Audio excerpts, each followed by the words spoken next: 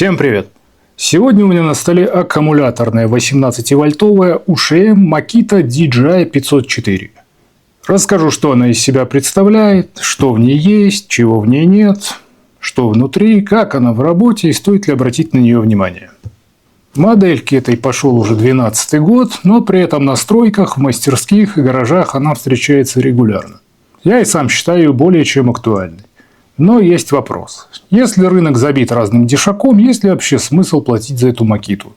Тем более, что за цену одной 504 можно взять несколько дешманских. Разберемся. Начну с габаритов. Длина инструмента 34 сантиметра. С аккумулятором и диском 40. Размер вместе хвата в среднем 50 на 40 миллиметров. Вес почти 2 килограмма. С аккумулятором 2,6. Как она ложится в руку? Рукоять лично для меня на грани. Еще буквально пару миллиметров, и я бы назвал ее поленом. А так, вполне норм. Развесовка с аккумулятором отличная. Не перевешивает ни в одну, ни в другую сторону. Такая равномерная гантелька. Вполне удобно и для резки, и для зачистки. Безупречный баланс, эталон гармонии. Можно поставить на аккумулятор.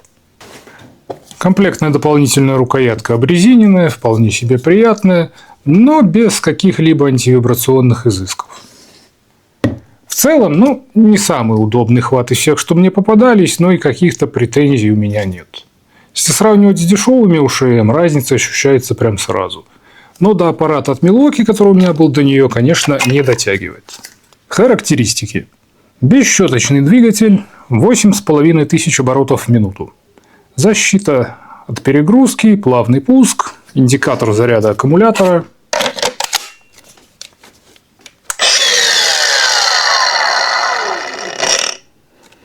И защита от повторного включения.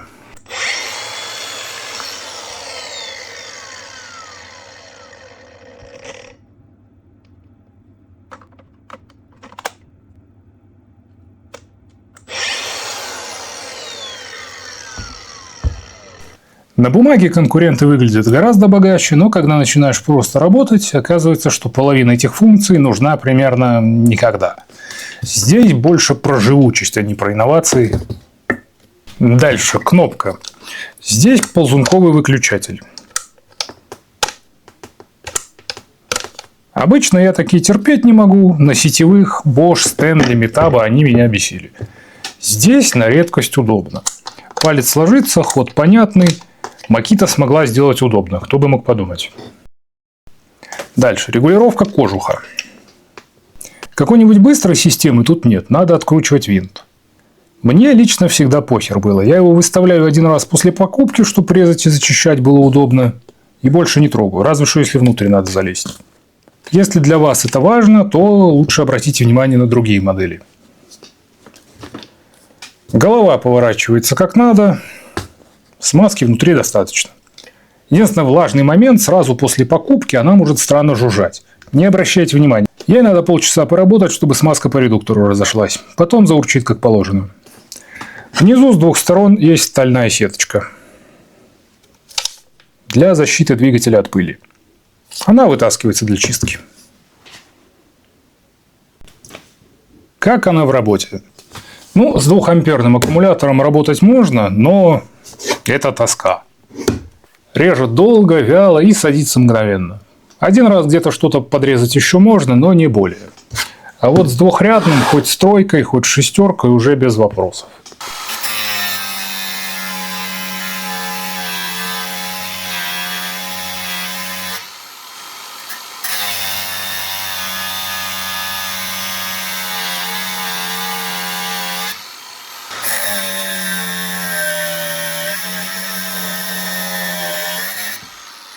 Резать, шлифовать мощности хватает от и до. Да, и по дереву справляется. Там, где катаны и хаммердингеры дохнут, это нет. Движок ровно держит момент. Аккумулятора шестерки, в зависимости от нагрузки, хватает на минут 15-20 интенсивной работы. Ремонтопригодность. После того, как ее предшественница сдохла достаточно дебильным образом, видео по ссылке в описании, Возможность починки – это первое, на что я обращал внимание. В предыдущих версиях статор и контроллер были впаяны в одну неразборную кашу. Сгорело что-то одно, покупай весь узел по цене 2/3 всей УШМ. А что в тип 2? А ну-ка глянем. Здесь сделали модульной системой. Статор отдельно, контроллер отдельно. Все остальное тоже. То бишь инструмент не одноразовый. И что еще мне здесь понравилось, шпиндель сидит на подшипнике. Нормальном 696-м подшипнике. Ни игольчатом, ни на латунной втулке или еще какой-нибудь гадости. Это прям отлично. Итак, сильные и слабые стороны. Плюсы. Цена. 150 с плюсом долларов в любом магазине. Ну, я считаю нормально. За такое качество. Мощность. После Финбао ощущается как нормальный инструмент, а не какая-то игрушка, которая от малейшего нажатия дохнет. Ну и, в принципе, вменяемая эргономика. Минусы. Ну, вообще, я их долго пытался придумать, не очень получилось, правда. Поэтому пусть будет ключ, покрашенный в черный цвет. В черных и синих чемоданах его искать – это целое приключение. Поэтому он у меня обмотан скотчем, чтобы быстрее находился. Хотя, по мнению торгашей, в черный покрашено оно богаче выглядит. Можно еще за уши притянуть, что она ощутимо тяжелее, чем всякое дешевое говно. Но это такое. Нюансы. Это самая простая УШМ-ка, без каких-либо свистелок, наворотов и так далее. Тут нет регулировки оборотов, тут нет кикбэка, быстрой регулировки кожуха, какой-нибудь модной гайки для фиксации диска. То есть, если вам нужен максимально простой инструмент, который не будет вам совокуплять мозг, это прям ваше. Но если вам нужны доп-функции, которые упрощают и улучшают работу, это вообще не ваше будет. Все-таки 12 лет для электроники – это возраст. Итого. Идеальный ли это инструмент? Да нет, конечно, таких не бывает. Но здесь вы понимаете, за что вы платите.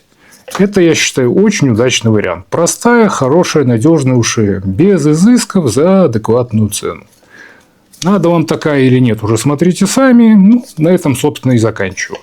Пишите, как она вам, чем пользуетесь сами. Подписывайтесь и все остальные ютубные штуки. Все, всем удачи. Ну, удачной охоты.